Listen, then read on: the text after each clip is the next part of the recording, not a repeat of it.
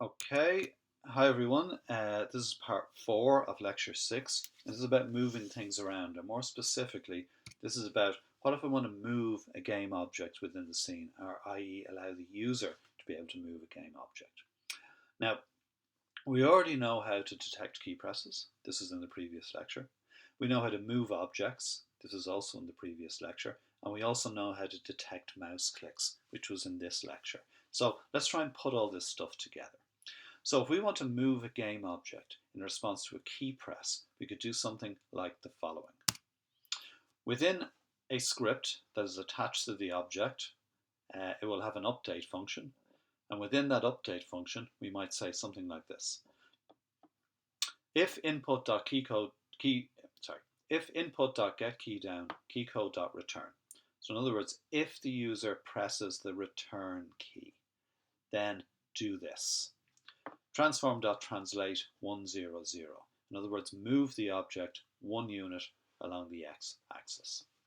So this will basically move the object 1 unit along the x-axis if the user presses the return key. Now, I've got a full example of a script called moveIt.cs that demonstrates the type of thing I'm talking about. So let's have a look at that. So, script called moveIt. It's got a start function that doesn't do anything. It's got an update function, and within the update function I have an if statement that says if the user presses the return key, move it 1 unit on the x-axis. I also have an onMouseDown function, similarly to the way I had an onMouseDown function in the apply force script, which we looked at in the last section. Except what happens when the user presses down on the mouse here, we do a transform.rotate 0, 1, 0. Rotate 1 unit along the y-axis.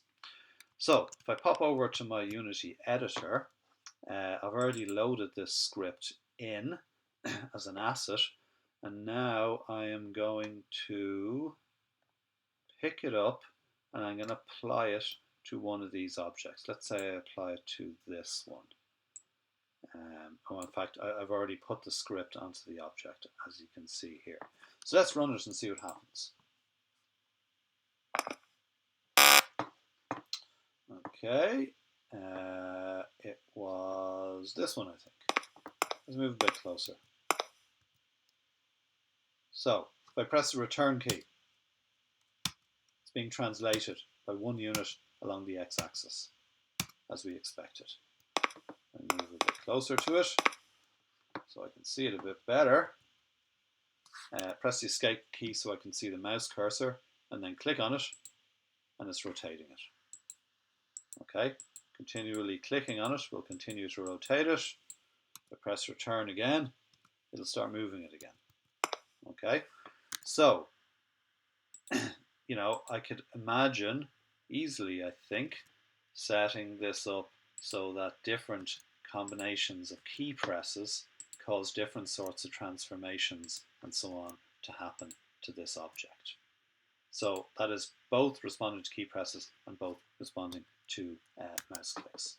Now, I suppose it's worth pointing out, and maybe this is obvious, that if I take this moveIt script and I pick it up and I put it onto this one as well, well then both of these cubes are going to exhibit that behavior.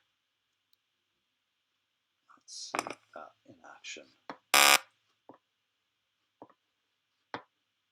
Okay, so we can see both of them now. I'm going to press the return key, and that causes both of them to move. However, obviously, when I click, I'm only clicking on one of these objects, so just this one is moving in response to mouse clicks. Or this one, if I click over here. Okay, so that is moveIt script is a basic framework for how you might go about writing a script to get a particular object to respond to key presses or to mouse clicks.